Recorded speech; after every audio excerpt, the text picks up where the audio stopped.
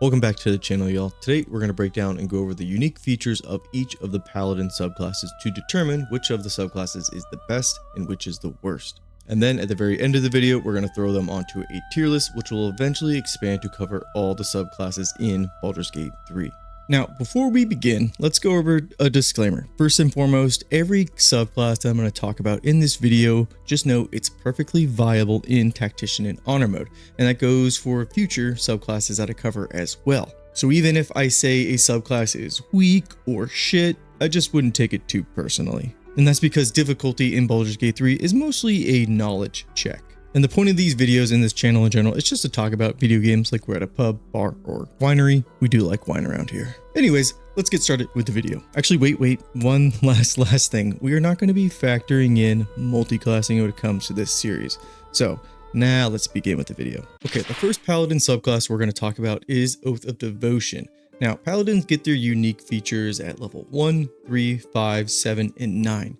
So those are the levels we're going to cover, and those subclass features are going to be what we use as a measuring stick to decide, okay, which Paladin subclass is the best and which Paladin subclass is the worst. So again, starting off with Oath of Devotion here, your first subclass feature is Holy Rebuke. This action will cost you 1 action point and 1 channel oath charge. And what this skill allows you to do is put an aura on an ally that when they are attacked with a melee strike, they will deal a 1d4 radiant damage to their attacker. And this lasts for 2 turns. So unfortunately, I do think Holy Rebuke here as a subclass skill is not very good. And I think that comes down to the fact that it only lasts for 2 turns, and then that your ally has to be attacked with a melee strike. So there's no guarantee that the person who has Holy Rebuke on them will even be targeted. And next up, at level 3, Oath of Devotion earns Sacred Weapon and Turn the Unholy. Both of these skills cost an action and a channel oath charge. And for Sacred Weapon here, this will add your Charisma modifier to your attack rolls. It'll also make your weapon magical and emit light.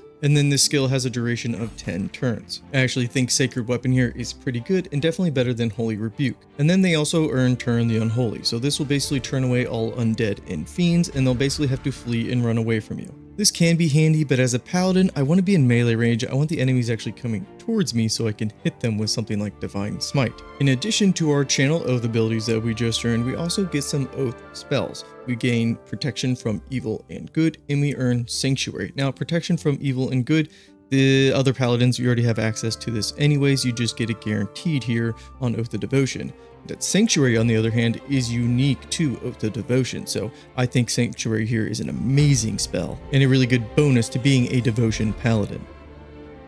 And at level 5 for Devotion, we're going to pick up Silence, which I actually like a lot. I think it's a really useful spell. And then we also pick up Lesser Restoration, but every other paladin has access to this spell already, so not a huge boon here for Devotion. Now, at level 7, Devotion Paladin earns Aura of Devotion, and this basically states that you or your nearby allies can't be charmed. I can't say that I've ever found this aura to be all that useful, and that's because I don't think the charmed effect is all that prevalent in Baldur's Gate 3, where I'm like, ooh, I want Aura Devotion all the time for this encounter. I don't really ever run into that situation. And at level 9, Devotion Paladin picks up Beacon of Hope, which is unique to Devotion Paladin. The other paladins don't have access to this.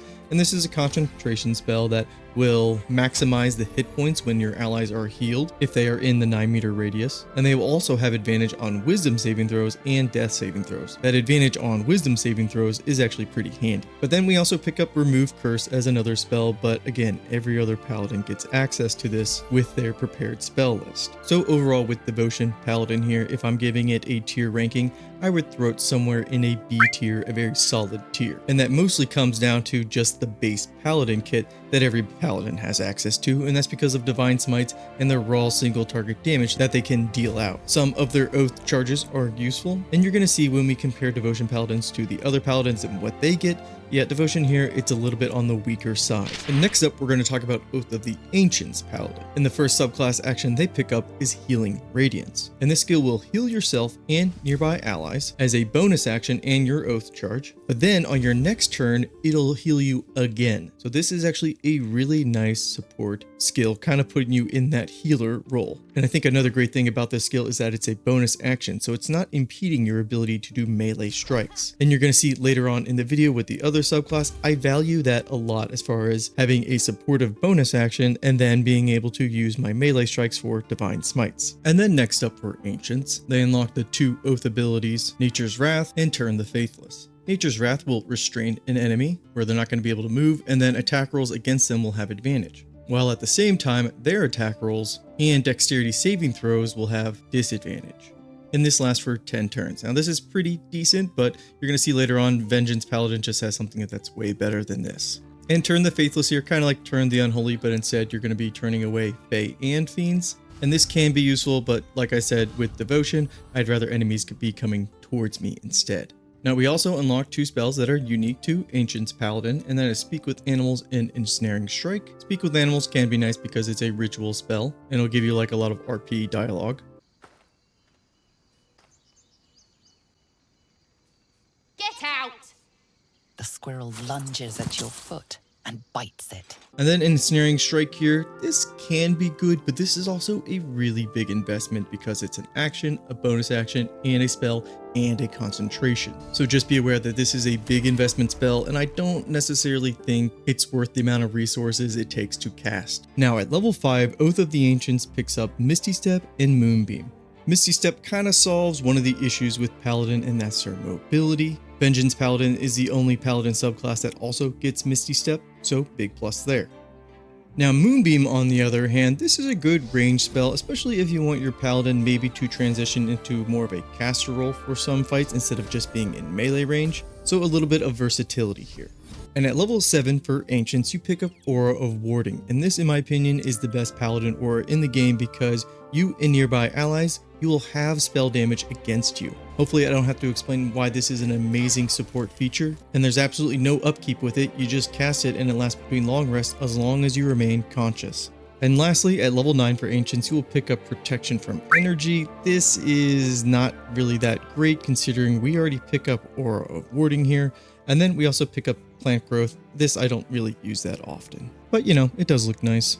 So overall for Ancients here, because they have a really good Oath charge with Healing Radiance, their aura is like the best in the game, and then they have a lot of mobility with Misty Step, I gotta give them the A tier ranking. Let's move on to Vengeance Paladin. Vengeance Paladin, my favorite Paladin. We all know how this is gonna go, but we're gonna do it anyways. At level 1 Vengeance Paladin, we pick up Inquisitor's Might, which will grant us radiant damage based on our Charisma modifier. So in this example here, I have 16 Charisma, so I'm getting 3 radiant damage. This is gonna last for 2 turns, and this also can daze enemies. Now what I like about this Oath charge is that it's a bonus action. So we can cast this on ourselves and then just get to swing it. Now at level 3 for Vengeance, they pick up a lot of great skills. We get Vow of Enmity, and we also get Abjure Enemy. And for our spells, we pick up Hunter's Mark and Bane. I like using Hunter's Mark here. This is a great concentration ability. We get a little bit more damage, and as long as we maintain that concentration, we can recast this every time we defeat a target. But back to our Oath charges here.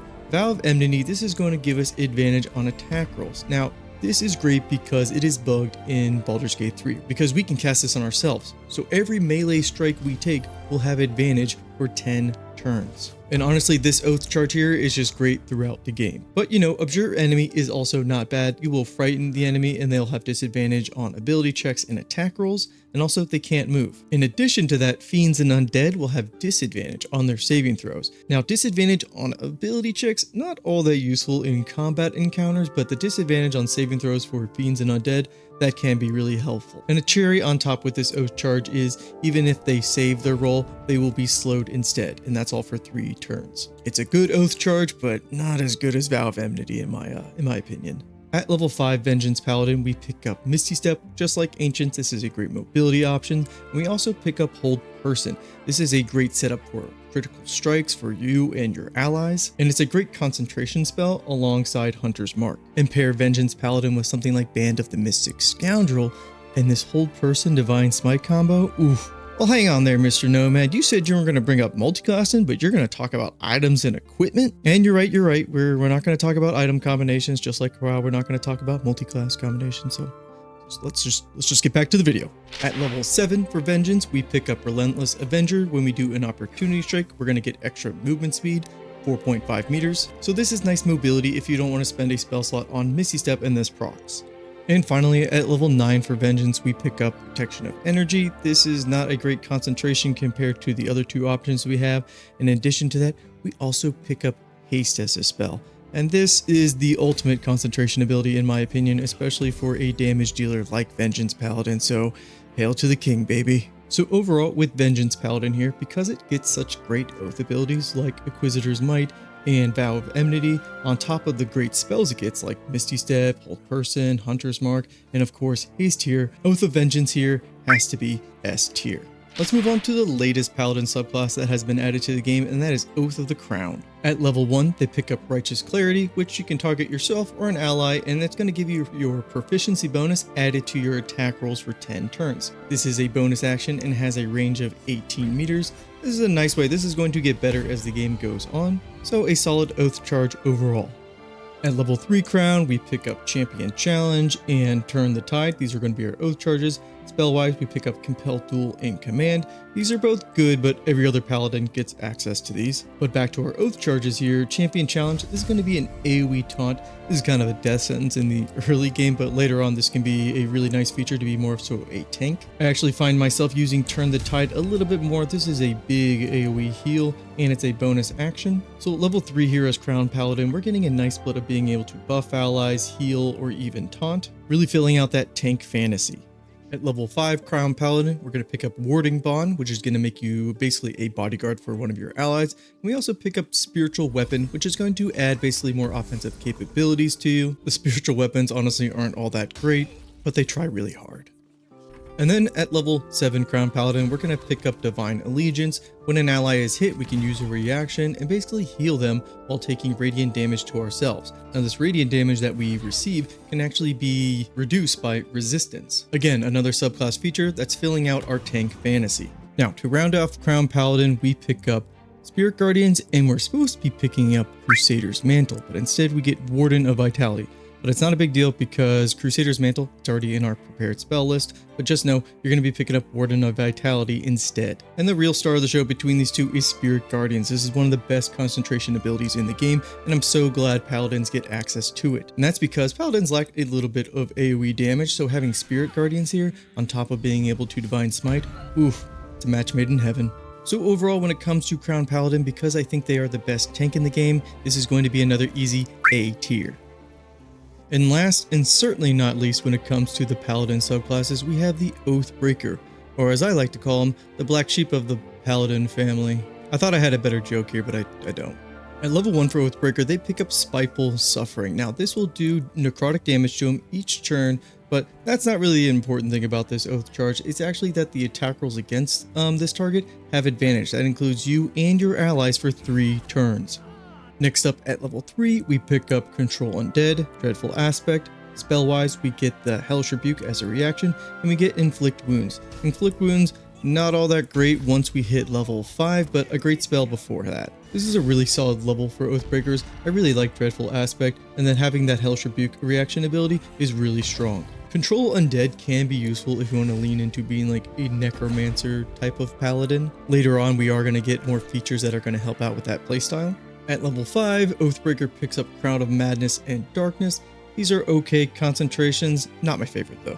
And at level 7, we get Aura of Hate, which is going to add our Charisma modifier to our attack damage. Now unfortunately, this will only affect us and nearby allied undead, so we're not really being a team player when it comes to our living party members. And finally at level 9, we get Animate Dead. This is what I was talking about earlier, where you can use Control Dead and then use Animate Dead, and you're kind of like this Necromancer Paladin. Now we also pick up Bestow Curse. I love this concentration. I don't think enough people talk about it, but this is usually my go-to concentration ability when it comes to being an Oathbreaker. So when it comes to Oathbreaker here, it's a really strong offensive subclass with some necromancy mixed in there, but I think Vengeance Paladin kind of edges it out as far as strength, so I can't put it on the same level as Vengeance, and that means it's going to sit in A tier.